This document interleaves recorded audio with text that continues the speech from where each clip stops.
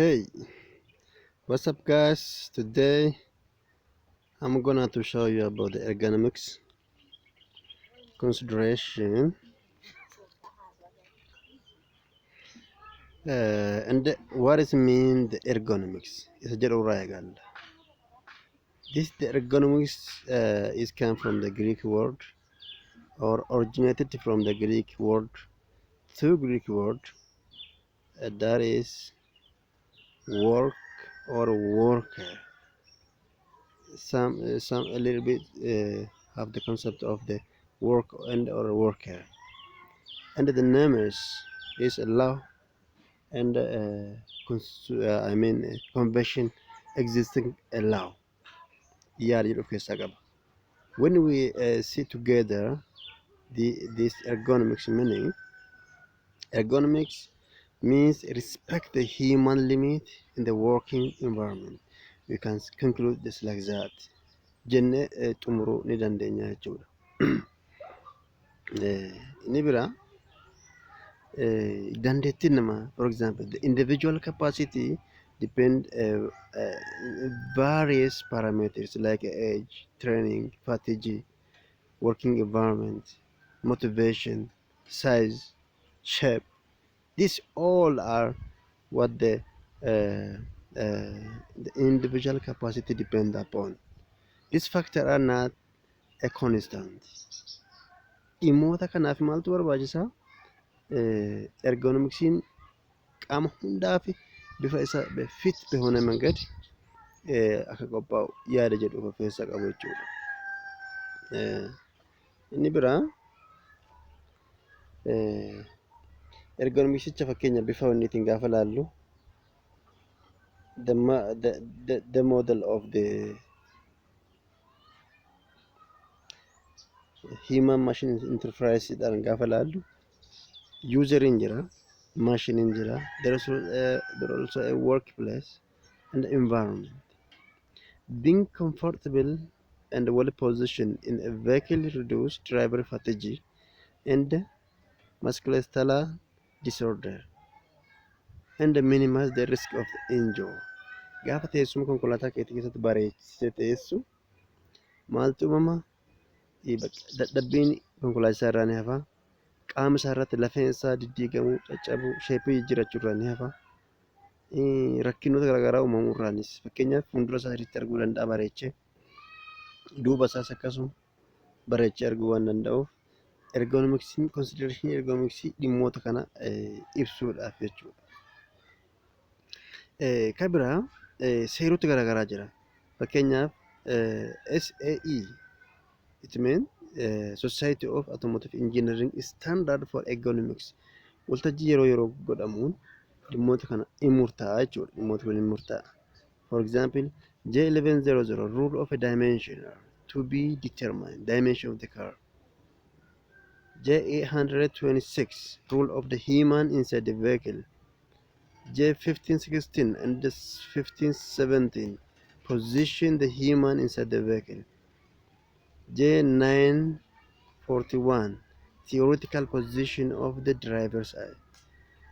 J1052 exclusion zone for the occupant heads and the J287 driver reach zone jedhamee yeroo garaagaraatti dhaabbati kun taa'uudhaan ni murteessa jechuudha. Waan kana biraas baay'een jira jechuudha, ni murtaa'an jechuudha. Inni bira baay'ee barbaachisaa kan ta'e kan maxxansiif tuquu barbaadu waa'ee steering and mirror adjustment akkaataan itti sirraa'u fakkeenyaaf adjust external mirror gaafa maal jennaani of ilaallee konkolaataa yookiin speakers afaanii biyya keenya keessa baay'inaan jedhamu kana akkaataan sirraa'insa isaa asirratti argama natti fakkaata. Yeroo deemtu akkas qaama keetii fakkeenya qaama konkolaataa keetii konkolaataan kun akkas duubaan dhufaaraa jennu mireeriin keetii ammoo qaama konkolaataa keetii duuba isaa akkas agarsiisa taanaan that is wrong. It should be maal agarsiisuu qaba? konkolaataan fakkeenyaaf akkasitti konkolaatichi si duubaan dhufaa barsiisuu qaba jechuudha. Aangilii isaa sirraa'uu qaba. Hin ta'u taanaan rakkinoota garaagaraatii fi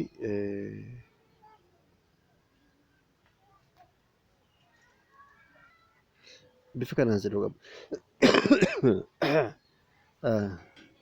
Samkaaf fi maal gochuudhaaf blind zone elimination jenna. Fakkeenyaaf duuba isaa akka argine kan dhorku kanaanidha.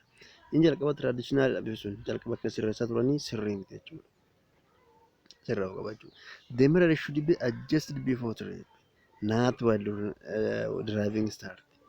Deemaa sirreessuu hin dandeettu. External mirror do not provide the driver with a complete 180-degree view to the rear, and there will still be a blind spot. Akkasumayyuu goote blind spot jiraachuu danda'a. Yoo seeraan sirreessan immoo achi gadi jechuudha. Inni biraa baay'ee amazing internal mirror. Yeroo jedhamtu akkasitti bareechitee konkolaataa inni kun of ilaallee keessaati. Ilaallee keessaati. Akkasii bareechitee godhuu qabda jechuudha. The internal mirror should be adjusted also, just like in external one. The driver can see interior of the vehicle as a driver can see rear window as possible. Goote sirreessuu qabda jechuudha. At night, take the opportunity to locate and practice using the rear view mirror anti-glare switch.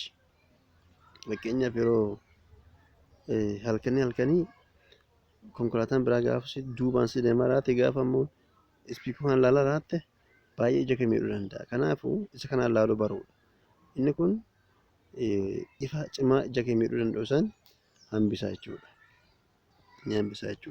This reduce dangerous glare from the headlight of a long vehicle. Konkolaataa duubaan jiru. Some new vehicles are internal rear mirrors which automatically reduce glare. Konkolaatonni ammaa yeroo ammaa jiran kun ifa cimaa ija keetii irratti baawusaa ibsan hir'isuu dandeettii hir'isuu qaba jechuudha. Inni biraa teessuma sirreessuudha. Adjust the seat. Teessumni akkaataa sirriitti argamu kanaan gara olii sirraa'uu danda'a. Gara dalgee sirraa'uu danda'a. Ija keetti perpendicular to the road laaluu akka dandeettu sirreeffachuu qabda. Adjust seat and good driver enhance the driver's vision, comfort and safety. Nageenyummaafis waa hedduudhaaf gargaara jechuudha. Good for safety equipment such as airbag and seat belt. Wanniin qabattoon keetis airbaggiin fuuldura kee jiru jechuun yeroo konkolaataa akka tasaa miidhaa irra gahu baay'ee yoo teessuma keessa irra laate si oolchuu danda'u jechuudha. Many vehicles with steering wheel that are adjustable for height, tilt and reach. Dhaqqabuufis fakkeenyaaf asirratti keetiif kilaachii seeraan dhaqqabdee miila qabachuuf gara fuulduraatti tuqxee irra dhaabbachuu qabda. Dhaqqabdu taanaan hiixattee qubaan tuqxu taanaan gaarii miti jechuudha. Akkasuma suggested for adjustable seat, raise the seat for a better vision, move forward for a clutch and accelerator, pedal to be fully depressed comfortably. Sirriitti akka miilli kee qabatu goote sirreeffachuu qabda jechuudha. Adjust the backrest and in the contact up to shoulder height. Adjust the head restraint and decrease whiplash neck injury. Wanni duuba akkasitti hirkifatu sanis jechuudha. Sirriitti yoo sirreeffatiin yeroo balaan akka tasaa dhufu si muruu waan danda'uuf sirreessuun dirqama jechuudha. Inni biraa central lock system jedhu jira. Central lock system kun maal akka ta'e ammoo ilaallaa baay'ee waan ajaa'ibaati innis. All doors and hatches on the passengers central locked and unlocked. Barri hundi bakka central bakka tokkoon cufamee banamaa jechuudha. Also tailgates and fuel tank flap. All locking and unlocking is generally by the remote control. Fakkeenya yeroo baay'ee iddoo ammaa yeroo inni wanni waraabbachuuf deemu naaftaa yookiin fiwulii waraabbatu baay'een kan yoo ilaallee jiraanne wanni isaa banaadha. Yeroo inni dhufu banamaa. Kanuma jechuudha remoteedhaan banamaa jechuudha. Modern passenger cars doors to be opened when the handle is touched. This variant is known as keyless go. Baay'ee isaa moodernii ammaa yeroo akka dhuftee qabdu banama. Qabdee naan banama. Yeroo cuftus achumaan cuftaa jechuudha. Inni maal jedhamee beekama? Keyless go jedhama jechuudha. Central locking can also automatically unlock if the car crash sensor detects that an accident has occurred. Yoo fakkeenyaaf aksidentii yookiin rakkoon jiraate automaatikali hin cufaa jechuudha. Nama cabse yookiin bananteen baane hin qollofa sisteemichi kun. Nowadays, many modern passenger cars are locked now, only present in the driver's side door of many newer vehicles for a reason of cost. Yeroo konkolaataa ammaa baay'een isaa naannoo akkuma asirratti argamaa jiru kana naannoo shufeeraa duwwaa qaba jechuudha jechuun cufuu banuu isa danda'a jechuudha. Kan biraa kompoonentoota isaaniiti. Kompoonentiin maaliiti? Kompoonentii central lock ni jennu door handle qabannaa san jechuudha. Door lock actuator isa cufuu banuu danda'u system generator I mean mootora kan qabu jechuudha. Inni kun fuel flap cap isaan kana yeroo dubbistanu viidiyoo isaa kana qabaa dhaabsisaa hunda isaa dubbisuu ni dandeessu jechuudha. Kan biraa remote control key start stop system isa kanas isin tuqa. Start stop system jechuun waan biraa sun ta'an konkolaataa amma baay'ee isaa ajaa'iba akka moobaayilaa keessanii by pressing start by pressing a button akkasuma tuxxaa kanama banuu in tuxxaa yeroo tuxxu maal godha start godha jechuudha. Akka kompiitara kaastu yookiin akka nama moobaayilii just like a computer ማለት ነው. Maal jedhaman start stop system jedhama. Kompoonentiiwwan kana waan ta'eef ilaaltu amana kan biraa immoo dhimmoota kun faayidaa biraa qabu. Faayidaan isaa fakkeenyaaf environmental protection used for environmental protection. How? In the event of accident, fuel filler cap with locks to prevent fuel from escaping. Yeroo konkolaataan balaa irra gahu maal godha? Hin cufa jechuudha. Kana jechuun gaazoliinii petrooliin sun maantu alatti hin ba'u taanaan gubiinsa adda addaa abiddiin qabu jechuudha. Kanaaf it's protect our environment, our health, our safety gochuu danda'a jechuudha. The valve system installed in modern fuel filler cap reduce fuel evaporation also. Even on a commercial vehicle too, locking system make an active contribution to the protection the environment as they provide us insurance of safety of urea tank.